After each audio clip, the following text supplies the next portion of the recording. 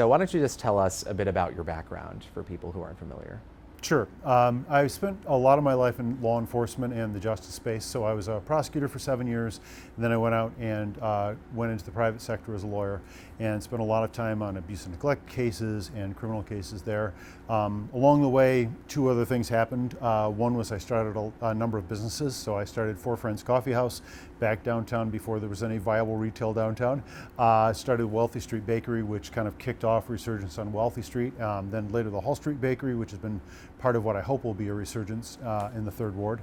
And then also Long Road Distillers, which is part of a resurgence on Leonard Street.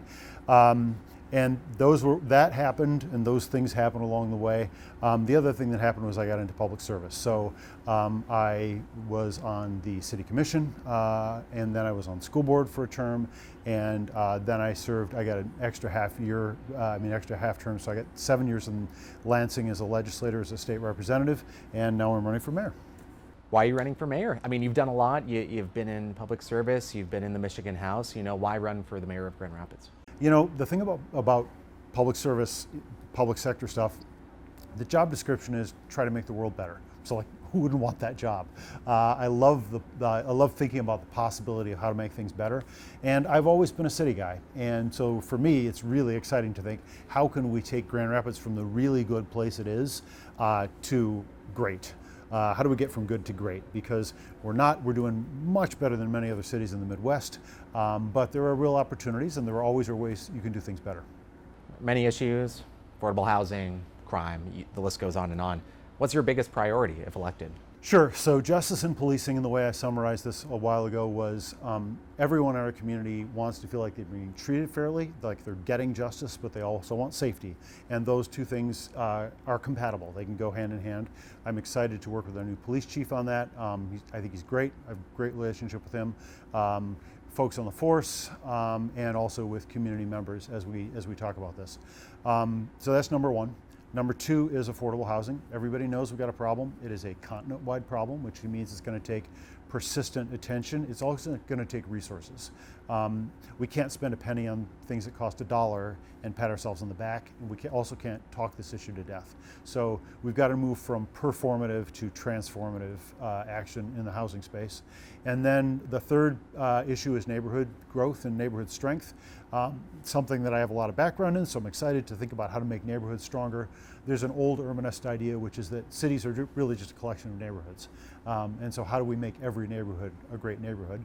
And finally, what's near and dear to my heart, we know number one thing that people respond to when I knock on doors is I say, we got a problem in America right now, but nobody trusts the government. And everyone says, so whether you're on the left or the right, there is a real crisis of confidence in government. And that's something we can do better on in Grand Rapids. So my line on these right now is, if we don't figure out how to build a better democracy, we're going to lose the one we have. And so I think that means two things. It means a lot more transparency and a lot more participatory models for how we actually make decisions. In other words, not making a decision in secret and then coming out and selling it. That's not democracy, that's marketing.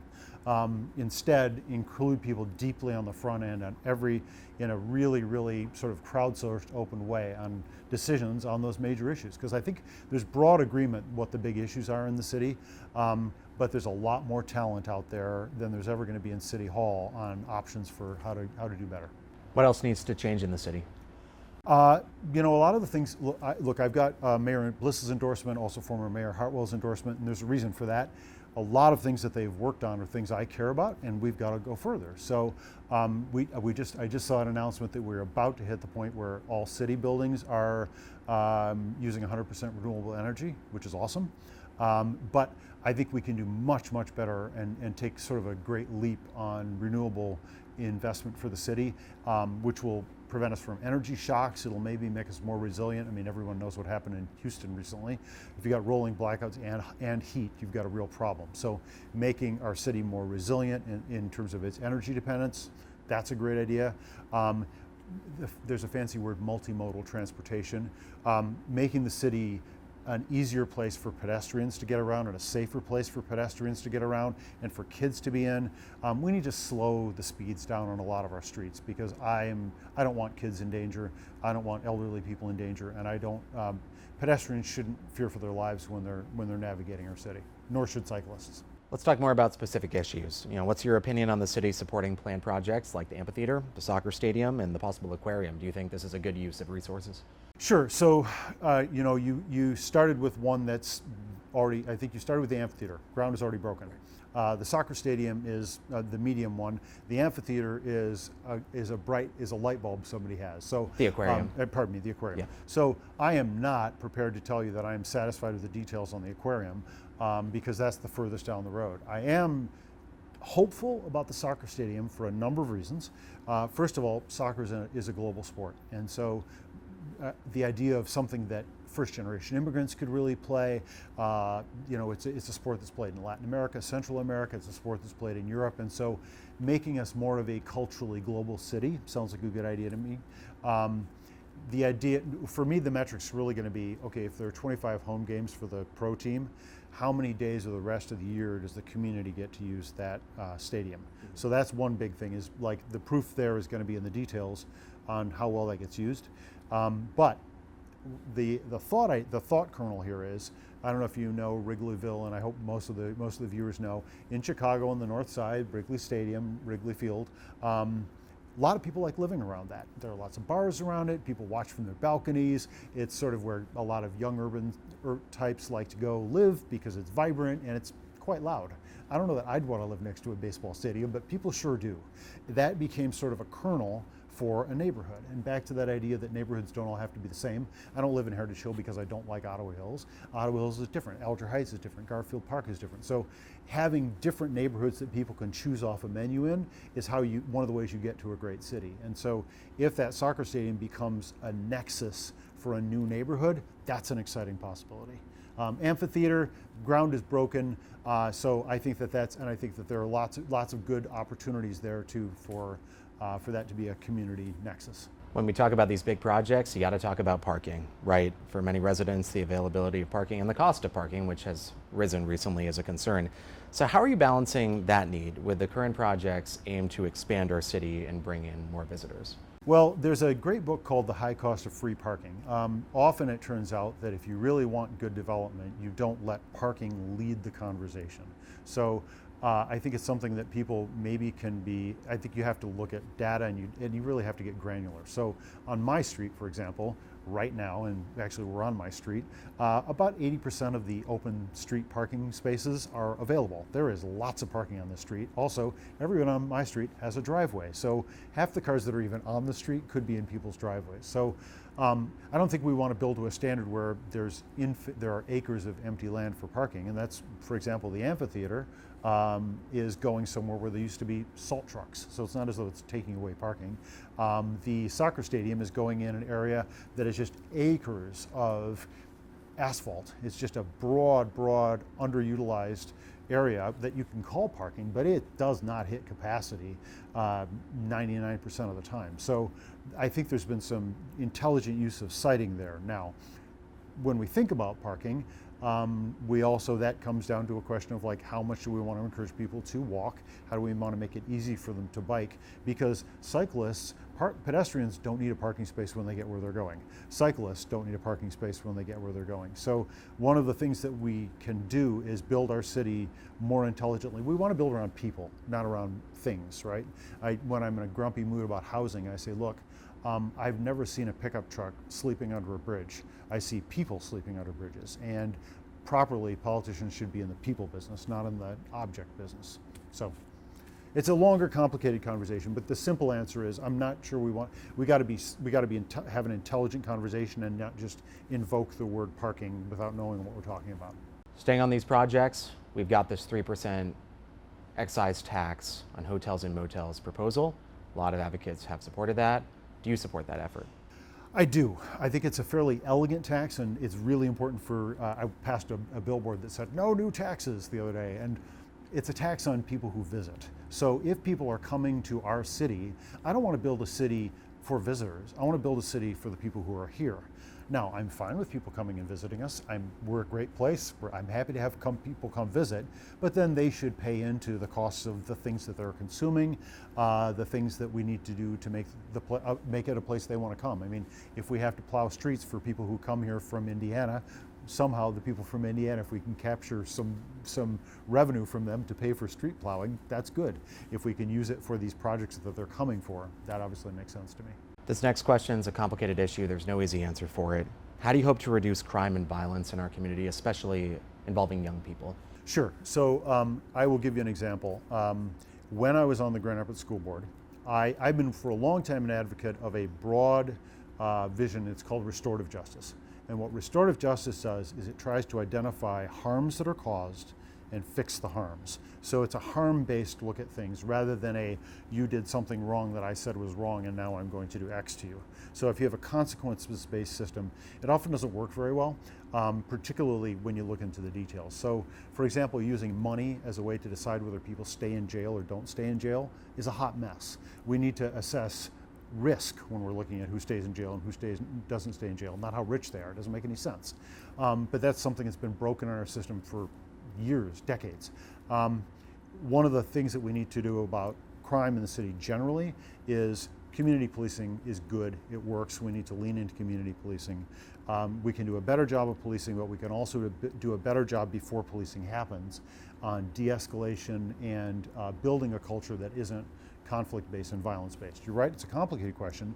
That doesn't mean that I mean, we could talk about this for the rest of the day. This is a short interview, but there are tens of things we can do here, many of which our police chief is absolutely cognizant of. And so I do not want to imply here that Chief Winstrom should have done something yesterday that he hasn't done yet.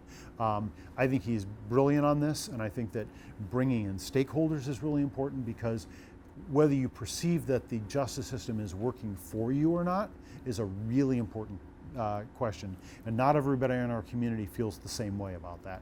So the perceptions of justice are important. Real safety is important.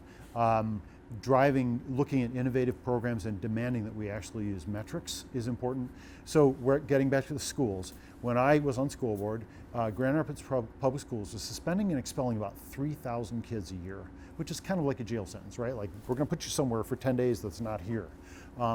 We cut suspensions and expulsions in GRPS almost overnight by using restorative practices, in other words, problem-solving techniques in conflict situations, rather than suspensions and expulsions. Now, I'm not telling you that's panacea, I'm not, but restorative practices are, all the data shows, they're better for victims, and it's really a victim-centered approach. So the goal of restorative practices is to address the needs of a victim, because victims don't choose to be victims of crimes. They're the most important part of the whole system. So it doesn't matter what the government thinks about crime. It doesn't matter what bystanders might think. What's most important is how the victim experiences healing and how they feel like the harm that's done to them has been addressed. So it's complicated, but I spent my entire adult life working in this space. So I am not done. I'm excited to work on this. I did a lot of innovative work in Lansing on criminal justice reform, and there's lots of innovative things we can do in the city.